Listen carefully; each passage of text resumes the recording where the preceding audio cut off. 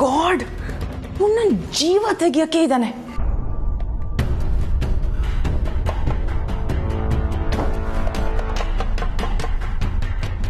Hello, ಏನಕ್ಕೆ phone ಮಾಡಿದೆ? Madam, ನಿಮಗೆ ಕೊಟ್ಟಿರೋ ಟೈಮ್ ಮುಗಿದೋಯ್ತು. ಬ್ಯಾಲೆನ್ಸ್ ಅಮೌಂಟ್ ನನಗೆ ನಾಳೆ ಬರದೇ ಇದ್ರೆ ನಿಮ್ಮ ಮನೆ ಹತ್ರ ಬಂದು ಗಲಾಟೆ ಮಾಡಬೇಕಾಗತ್ತೆ. ಎದುರಿಸ್ತಿಲ್ಲ ಮೇಡಮ್, ಹೇಳಿದ್ದನ್ನೇ ಮಾಡಿ ತೋರಿಸೋನು ನಾನು. ಲಕ್, ಎಲ್ಲ ಅರೇಂಜ್ಮೆಂಟ್ಸು ಆಗಿದೆ. ನಾಳೆ ನಿನ್ನ ಕೈಯಲ್ಲಿ ದುಡ್ಡಿರುತ್ತೆ.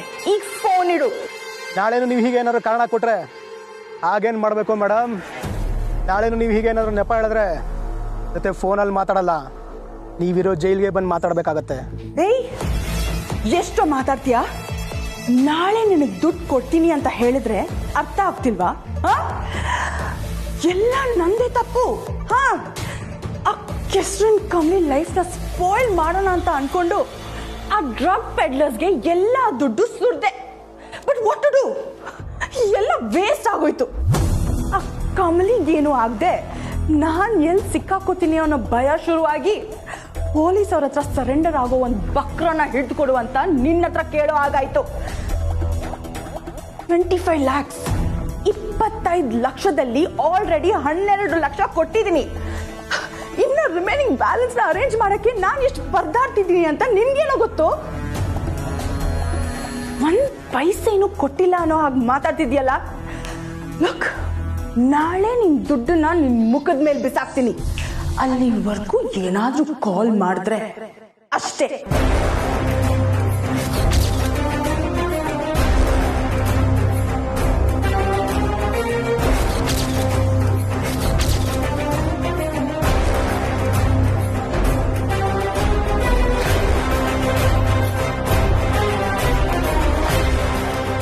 ಈಗ ನಾನು ಕೇಳಿದ್ದೆಲ್ಲ ನಿಜಾನಾ?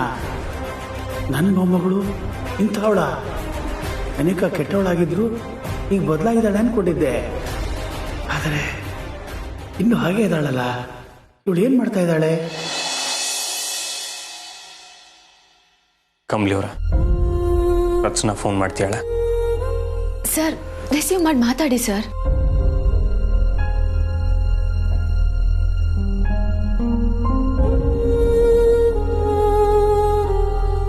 ಹಲೋ ಅಣ್ಣ. ಹೇಳು ರಚನಾ. ಅಣ್ಣ, ನನಗೆ ಗೊತ್ತು ನಿನಗೆ ಬೇಜಾರಾಗಿದೆ, ನನ್ನ ಮೇಲೆ ಕೋಪ ಬಂದಿದೆ ಅಂತ. ಆದರೆ ನನ್ನ ಜೀವನನ ನಾನು ನೋಡ್ಕೊಂಡಿದ್ದು ತಪ್ಪ ಅಣ್ಣ. ನಾನು ಯಾಕೆ ಫೋನ್ ಮಾಡಿದೆ ಅಂದರೆ, ನಾಳೆ ನಾನು ಅಮ್ಮರು ಮದುವೆ ಆಗಬೇಕು ಅಂತಿದ್ದೀವಿ.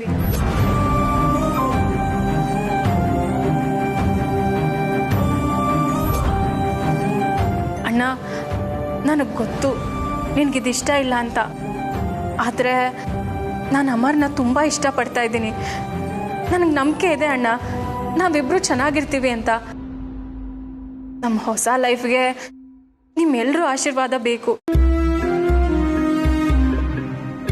ಯಾಕಣ್ಣ ಏನು ಮಾತಾಡ್ತಾ ಇಲ್ಲ? ನಿನಗೆ ನನ್ನ ಮೇಲೆ ಕೋಪ ಅಲ್ವಾ? ಅಣ್ಣ, ನಿನಗೆ ನೆನಪಿದ್ಯಾ, ನಾವು ಚಿಕ್ಕವರಾಗಿದ್ದಾಗ ನಾನು ಏನೇ ತಪ್ಪು ಮಾಡಿದ್ರು ಅದನ್ನ ನಿನ್ನ ಮೇಲೆ ಹಾಕೊಂಡು ನೀನು ಬಯಸ್ಕೊತಾ ಇದ್ದೆ. ನಾನು ಹೈಸ್ಕೂಲಲ್ಲಿದ್ದಾಗ ಯಾವುದೋ ಹುಡುಗ ನನ್ನನ್ನು ರೇಗಿಸ್ದ ಅಂತ ಅವನು ಹಿಂದೆ ಮುಂದೆ ನೋಡದೆ ಹೊಡೆದಿದ್ದೆ. ಕಾಲೇಜಲ್ಲೂ ಅಷ್ಟೇ, ಯಾರೇ ನನ್ನ ತಂಟೆಗೆ ಬಂದ್ರು ಅವನು ಎಂಥ ದೊಡ್ಡ ರೌಡಿ ಅಂತನೂ ನೋಡದೆ ಅವ್ರಿಗೆಲ್ಲ ಬುದ್ಧಿ ಕಲಿಸ್ತಿದ್ದೆ.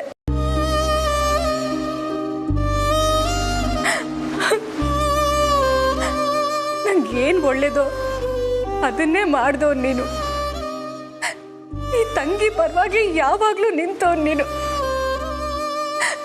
ನನ್ಗೇನು ತೊಂದರೆ ಆಗ್ಬಾರ್ದು ಅಂತ ಒದ್ದಾಡ್ದವ್ ನೀನು.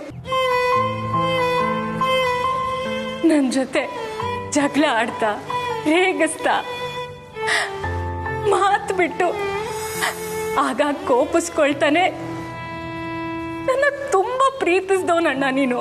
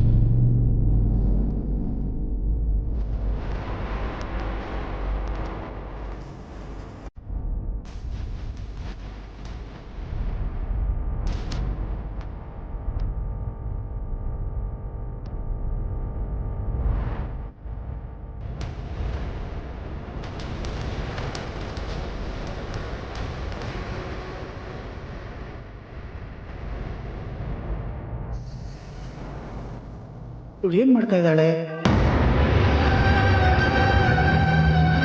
ಇದು ಡ್ಯೂಪ್ಲಿಕೇಟ್ ನೋಟ್ಸ್ ಅಂತ ಯಾರಿಗೂ ಗೊತ್ತಾಗಲ್ಲ.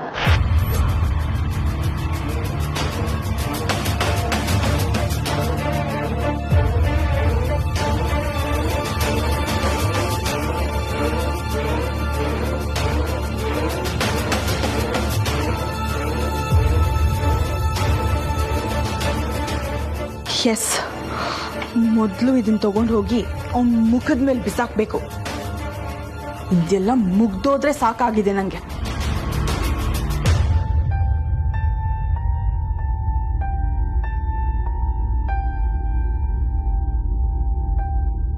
ಇಲ್ಲ, ನನಗಿದೆಲ್ಲ ಗೊತ್ತಾಗಿದೆ ಅಂತ ಅನಿಕಾಗೆ ಗೊತ್ತಾಗಬಾರ್ದು. ನಾನು ಇದನ್ನು ಮೊದಲು ಅನ್ಪೂರ್ಣಗೆ ಹೇಳಬೇಕು.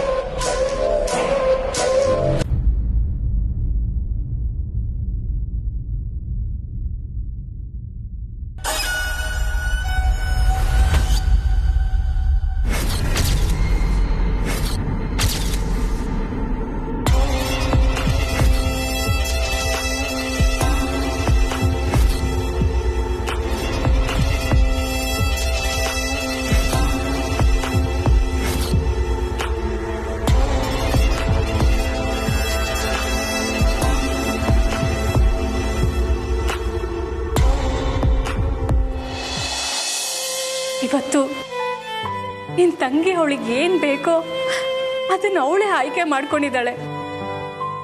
ಈಗ್ಲೂ ನಿನ್ ತಂಗಿ ಪರವಾಗೇ ನಿಲ್ತೀಯ ಅಲ್ವಾ ಅಣ್ಣ? ನನಗ್ ನಂಬಿಕೆ ಇದೆ ಅಣ್ಣ, ನೀನ್ ಈ ತಂಗಿನ ಬಿಟ್ಕೊಡಲ್ಲ ಅಂತ. ನಾಳೆಗೆ ಅಪ್ಪನ ಬಾ ಅಂತ ಕರಿತೀನಿ. ಅಪ್ಪ ಬಂದೇ ಬರ್ತಾರೆ. ಆದ್ರೆ ನಂಗೆ ಗೊತ್ತು ಅಣ್ಣ, ಅಮ್ಮ ಬರಲ್ಲ. ಆದ್ರೆ ನೀನ್ ಬರ್ಲೇಬೇಕು ಅಣ್ಣ.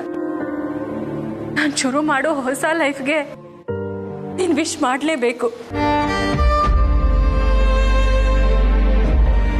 ಕಮ್ಲಿಗೆ ಬರೋ ಮನ್ಸಿದ್ರು ಅಮ್ಮಂಗ್ ನೋವಾಗತ್ತೆ ಅಂತ ಅವಳು ಬರ್ದೇ ಇರ್ಬೋದು. ಆದ್ರೆ ನೀನ್ ಅವಳನ್ನು ಕರ್ಕೊಂಡು ಬರ್ಲೇಬೇಕು ಅಣ್ಣ. ನಾನು ನಿಂಗೆ ಟೈಮು ಲೊಕೇಶನ್ ಕಳಿಸ್ತೀನಿ. ಈ ತಂಗಿ ನಿನ್ ದಾರಿನೇ ಎದುರು ನೋಡ್ತಾ ಇರ್ತಾಳೆ. ದಯವಿಟ್ಟು ನಿರಾಸೆ ಮಾಡಬೇಡ ಅಣ್ಣ.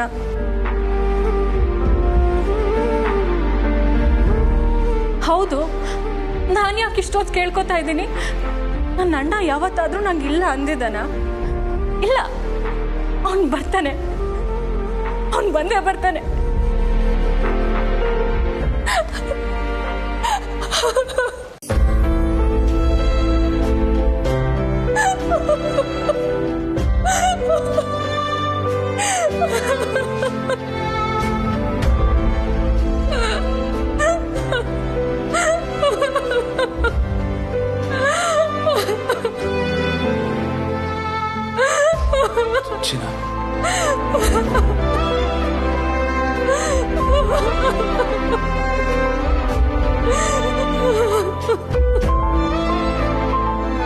ಸರ್, ರಚನಾ ಏನಂದ್ಲು? ನಾಳೆ ರಚನಾ ಅಮ್ಮರ ಮದುವೆ ಅಂತ. ಅಯ್ಯೋ ಸರ್, ಎಂತ ಒಳ್ಳೆ ಸುದ್ದಿ ಹೇಳಿದ್ರಿ.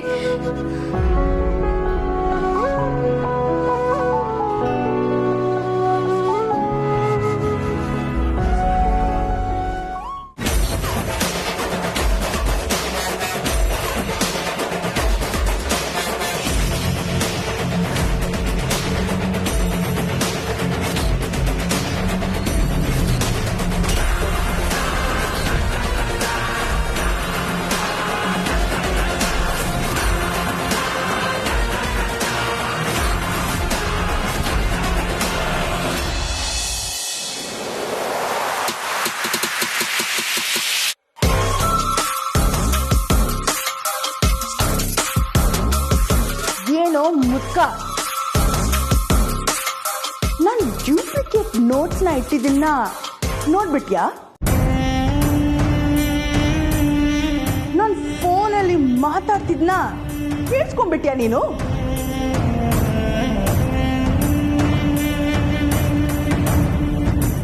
ಅನಿಕಾ, ಏನು ಹೇಳ್ತಾ ಇದೆಯಾ ನೀನು? ಈಗೇನು ಅರ್ಥ ಆಗ್ತಾ ಇಲ್ಲ. ಯಾಕೆ ಏನೇನೋ ಮಾತಾಡ್ತಿದ್ಯಾ? ಮೈ ಇನ್ನಸೆಂಟ್ ತಾತ.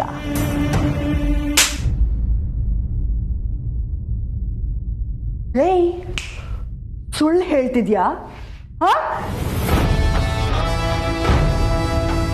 ನಾನು ಮಾಡಿದ್ದನ್ನೆಲ್ಲ ನೋಡಿದ್ದಕ್ಕೇನೆ ಕಣ್ಣು ಬೆಕ್ಕಿನ ಥರ ಓಡೋಗಿದ್ದು. ಯಾಕೆ ನಿಕಾ, ಯಾಕೆ ಹೀಗೆ ಮಾಡ್ತಾ ಇದೀಯಾ? ನಿನ್ ಮನೆಗೆ ನೀನೇ ದ್ರೋಹ ಬಗ್ಗಿತಾ ಇದೀಯಾ? ಅಲ್ಲ, ನಿನ್ ಸ್ವಂತ ಅಕ್ಕ ಕಮಲಿ ಅವಳಿಗೆ ಮೋಸ ಮಾಡ್ತಾ ಇದ್ದಲ್ಲ ನೀನು. ಯಾಕೆ? ಯಾಕ? ಅವಳು ನನ್ನ ಸುಖ ಸಂತೋಷ ಜೀವನನೇ ಹಾಳು ಮಾಡಿದಾಳೆ. ಅವಳನ್ನ ಸುಮ್ಮನೆ ಬಿಟ್ಬಿಡ್ಬೇಕಾ? ನೋಡಿನ್ಕ, ನೀ ಮಾಡ್ತಿರೋ ಸರಿಗಿಲ್ಲ. ಎಲ್ಲ ವಿಷಯ ಅನ್ಪೂರ್ಣಂಗೆ ಹೇಳ್ಬಿಡ್ತೀನಿ. ಆಮೇಲೆ ನಿನಗೆ ಮನೇನೂ ಇರಲ್ಲ, ಇರೋದಕ್ಕೆ ಜಾಗನೇ ಇರೋದಿಲ್ಲ. ಓ, ಹೇಳ್ತೀಯಾ? ಹೇಳ್ಕೊಳೋ ಮುದ್ಕ. ಹೇಳೋಕ್ಕೂ ಮುಂಚೆ ನೀನ್ ಬದುಕಿರ್ತೀಯೋ ಇಲ್ವೋ ಅದನ್ನ ಫಸ್ಟ್ ನೋಡ್ಕೊ. ಏಯ್, ಏನ್ ಹಾಗೆ ನೋಡ್ತಿದ್ಯಾ? ನನ್ನಿಂದ ಏನು ಮಾಡೋಕ್ಕಾಗಲ್ಲ ಅಂತನಾ?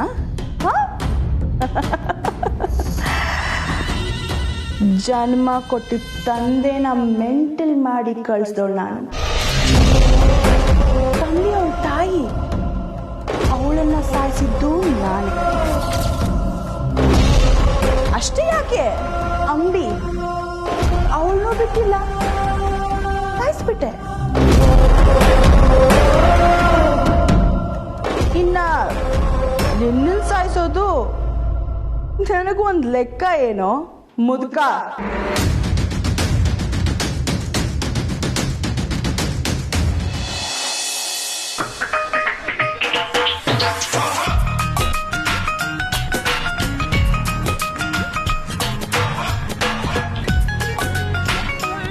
ಅತ್ತಮ್ಮ, ಹೆಂಗಿದ್ರು ನಂದು ಅಡುಗೆ ಎಲ್ಲ ಆಯ್ತು, ನಾನೇ ಮಾಡ್ತೀನಿ ಬಿಡಿ. ಬೇಕಾಗಿಲ್ಲ, ಪದೇ ಪದೇ ಅದನ್ನೇ ಹೇಳ್ತಾ ಇರ್ಬೇಡ. ಇವತ್ತಿಂದ ನಂದೇ ಬೇರೆ ಅಡ್ಗೆ ನಿಂದೇ ಬೇರೆ ಅಡ್ಗೆ ಅಂತ ಹೇಳಿದೆ ತಾನೆ. ಅತ್ತಮ್ಮ ಸೀದೋಯ್ತೈತೆ. ಅಯ್ಯೋ ಅತ್ತಮ್ಮ, ನಿಧಾನ, ಬಿಸಿ ಸುಡ್ತೈತೆ.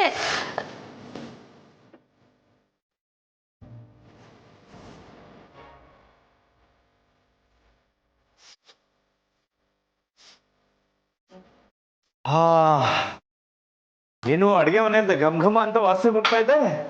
ಓ ತಾರಾ, ನೀನ್ ಅಡಿಗೆ ಮಾಡ್ತಿದ್ಯಾ? ಏನೋ ಕಮ್ಮಿ, ತಾರಾ ಫೈಲು ಪೆನ್ನು ಹಿಡ್ಕೊಂಡು ಆಫೀಸ್ಗೆ ಹೋಗಿ ಶುರು ಮಾಡ್ದಾಗಿಂದ ಅಡಿಗೆ ಮನೆ ಕಡೆ ತಲೆನೇ ಹಾಕಿಲ್ಲ. ವರ್ಷ ಆದ್ಮೇಲೆ ಇವತ್ತೇ ತಾರಾ ಅಡಿಗೆ ಮಾಡ್ತಾರ. ಒಟ್ನಲ್ಲಿ ಕಮಲಿ, ಇವತ್ತು ನಾನು ನಿಮ್ಮ ಅತ್ತೆ ಮಾಡೋ ಸವಿಯಾದ ಸಾಂಬಾರ್ ರುಚಿ ಸವಿಬಹುದು. ಯಾಕ್ತಾರ,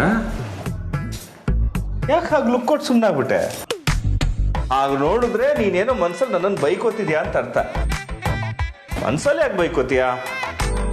ಏನ್ ಅನ್ಸುತ್ತೋ ಬಾಯ್ ಬಿಟ್ಟು ಬಾಯ್ ತುಂಬಾ ಬೈದ್ಬಿಡು. ಅತ್ತಮ್ಮ ನಿಧಾನ, ಮತ್ತೆ ಕೈ ಸುಟ್ಕೋತೀರಾ? ನನಗೆ ಯಾರ ಪ್ರವಚನನೂ ಬೇಕಾಗಿಲ್ಲ. ಕೈ ಸುಟ್ಕೊಂಡ್ರ ನೀವು ಮತ್ತೆ? ಇಲ್ಲಿ ತಾರಾ, ಅರೆ ಏನ್ ಯಾರು ಮಾತಾಡಲ್ವಾ? ಏನಮ್ಮ ಕಮಲಿ, ನೀನು ಮಾತಾಡಲ್ವಾ? ಅಯ್ಯೋ ಮಾವಯ್ಯ, ನಾನ್ ಯಾಕೆ ಮಾತು ಬಿಡ್ಲಿ? ಓ ಸರಿ ಸರಿ, ಸಾಂಬಾರ್ ಆಯ್ತಾ? ಹಾಗಿದ್ರೆ ಒಂಚೂರು ಕೈ ಹಾಕುತ್ತಾರಾ? ರುಚಿ ನೋಡ್ತೀನಿ ಹೇಗಿರುತ್ತೆ ಅಂತ. ತುಂಬಾ ವರ್ಷ ಆಯ್ತಲ್ಲ.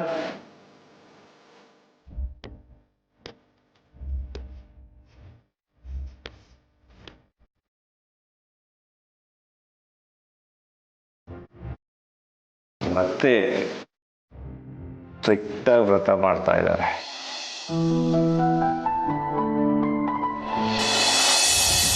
ಅಯ್ಯೋ ಪಾಪಿ, ಎಂತ ಕೊಲೆ ಪಾತ್ಕಿನೇ ನೀನು. ಇಷ್ಟು ವರ್ಷ ದಿನ ಮನೆಯಲ್ಲಿ ಇಟ್ಟು ಸಾಕಿದ್ದು ಅವಾಗ ಹಾಲು ಎರ್ದಾಗ ಆಯ್ತಲ್ಲೇ.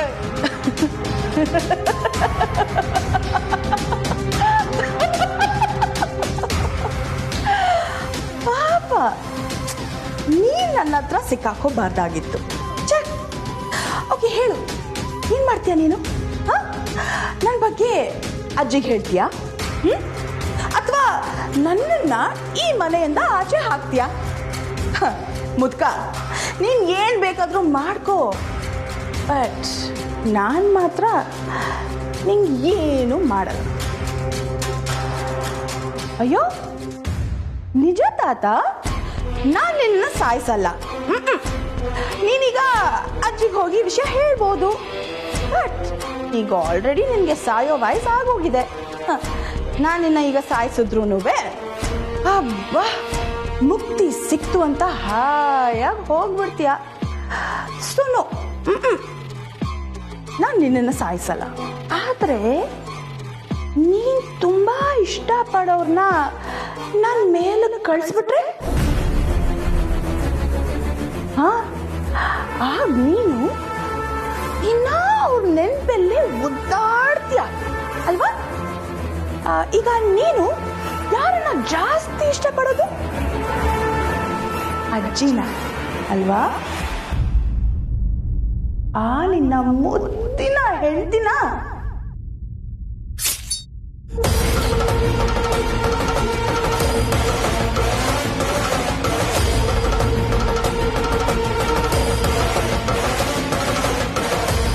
ಈಗ ಹೇಳು ತಾತ, ಈ ವಿಷಯನೆಲ್ಲ ಯಾರಿಗೆ ಹೇಳ್ತೀಯಾ? ಅಜ್ಜಿಗೆ ಹೋಗಿ ಹೇಳ್ಬಿಡ್ತೀಯಾ? ಹೇಳ್ತೀಯಾ? ಬೇಡ ಬೇಡ, ನಾನು ವಿಷಯ ಯಾರಿಗೂ ಹೇಳಲ್ಲ, ಮಾತಾಡಲ್ಲ.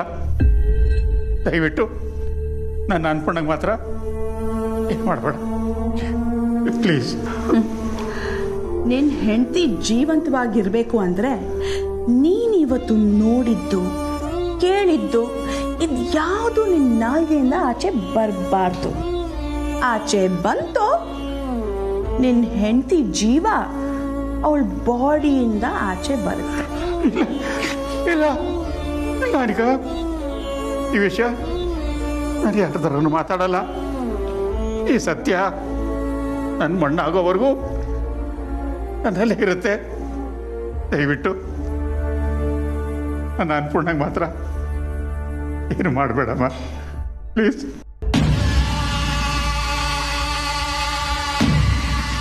Very good. ನೋಡು ಮುದ್ಕ, ನಿನ್ನ ಹೆಂಡತಿ ಜೀವ ಈಗ ನಿನ್ನ ಕೈಯಲ್ಲಿದೆ. ಅದನ್ನ ನೀನು ಉಳಿಸ್ಕೋತೀಯೋ ಕಳ್ಕೋತೀಯೋ ಯೋಚನೆ ಮಾಡು.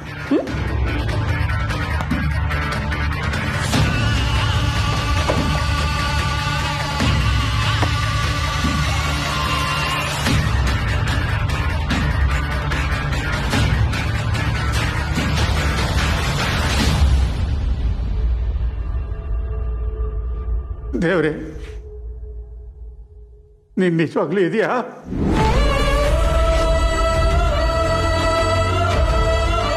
ಅನ್ಪೂರ್ಣ